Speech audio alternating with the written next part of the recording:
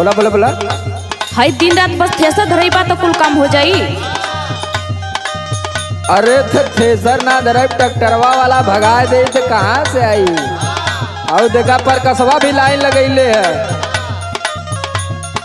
रात भर सैया हमार बढ़े टेम्परेचर। अरे गर्मी होई। हाँ हमारे चिंता बहुत हो जाला।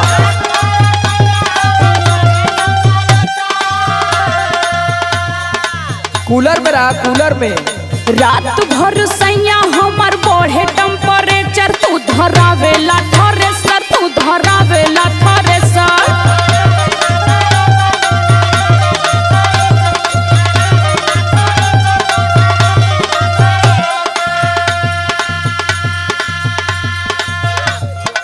अरे 4 दिन का लहार बाहर है, कमा लेवे दे कुछ, नहीं तो भाई नवमी का मेला आ जाई तो लगू प्याज मत मुँह बनावे।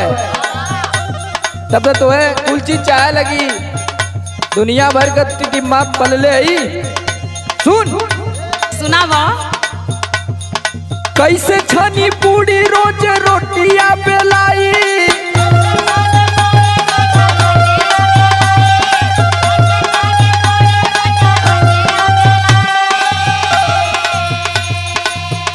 अरे कैसे छनी पूरी रोज रोटियां बेलाई। धना बेला ना हिलाई, धना बेला ना हिलाई।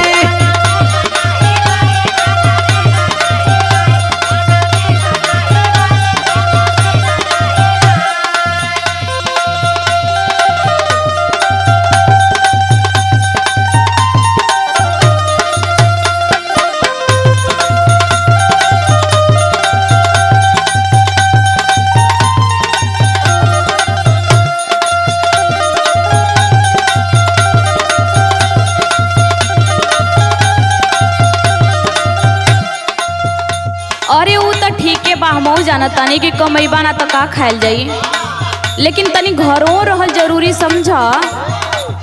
हाथ रही घरे, अब मंगवा लिया तो कुल व्यवस्था।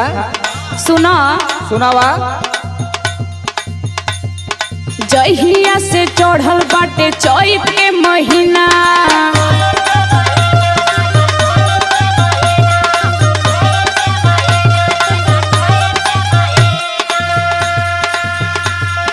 सुतेला ना घरवा बोलम एको दिना।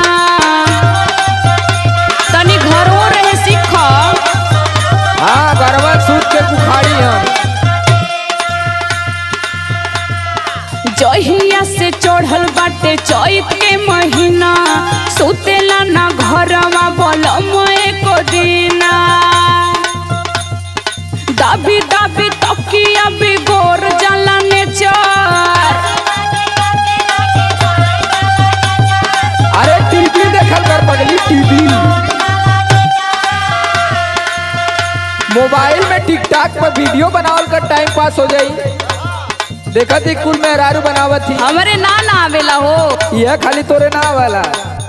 अरे संदीप राज उर्फ राज से सीख ले, वो तो टिकटॉक का स्टार है।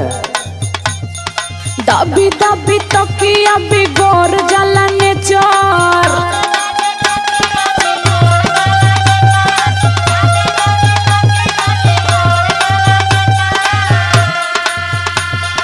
दाबी दाबी तकिया बिगोर जाला नेचर। तू धरावेला थ्रेसर, तू धरावेला थ्रेसर।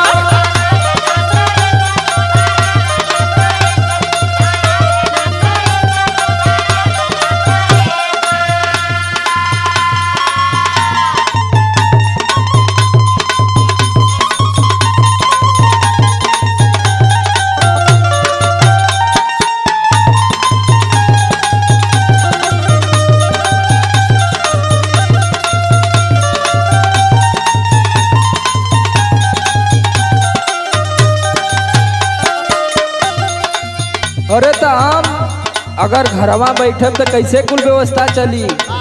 हाँ वो तो है ये बा। तू खुद समझदार है, तू के ई सब प्रेशर फ्रेशर ना लेवे के चाहिए। का करी हो तो यार चिंता ना होखे लगेला। हाँ बड़ी चिंता वाली तू भले। घरवा में सूत के काटब जब चानी